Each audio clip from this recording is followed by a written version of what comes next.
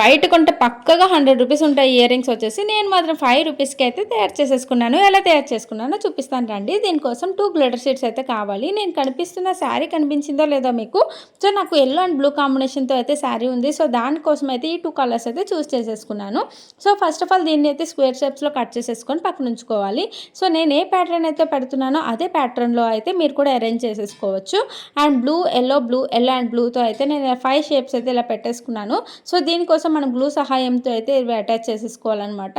So, first of all మనకి sheet అనేది 10 rupees అయితే ఉంటుంది ఈచ్ షీట్. బట్ మనకి కేవలం చిన్న పీస్‌తో అయితే మనకి ఇయర్ రింగ్స్ అయితే అయిపోతాయన్నమాట. రిమైనింగ్ షీట్ కూడా మీరు వేరే వెరైటీ ఇయర్ రింగ్స్ అయితే చేసుకోవచ్చు. సో, ఈ ప్యాటర్న్ అనేది చాలా బాగుంటుంది అండ్ చాలా డెలికేట్‌గా ఉంటుంది. మనకి పెద్ద పెద్ద ఇయర్ రింగ్స్ పెట్టుకోవాలి అన్నా బరువుగా ఉంటాయని చెప్పి పెట్టుకోము. బట్ ఇవి చాలా డెలికేట్‌గా చాలా ఈజీగా చేసుకోవచ్చు. ఒక 5 మినిట్స్ కేటాయిస్తే మీకు మంచి ఇయర్ రింగ్స్ అయితే తయారైపోతాయి. సో, లాస్ట్‌కి గమ్ సహాయంతో అయితే ఈ ఇయర్ పిన్ అయితే పెట్టేసుకోవాలి. పెట్టేసుకున్న తర్వాత మనకు బ్యూటిఫుల్ ఇయర్ రింగ్స్ అయితే స్టడీ అయిపోయాయి. సో, నా అవుట్‌ఫిట్‌కి ఈ ఇయర్ రింగ్స్ ఎలా ఉన్నాయనేది కామెంట్ చేయండి. సో, నాకైతే చాలా చాలా నచ్చాయి ఇయర్ రింగ్స్. మీరు కూడా ట్రై చేస్తే నాకు ఫోటో అయితే పెట్టండి.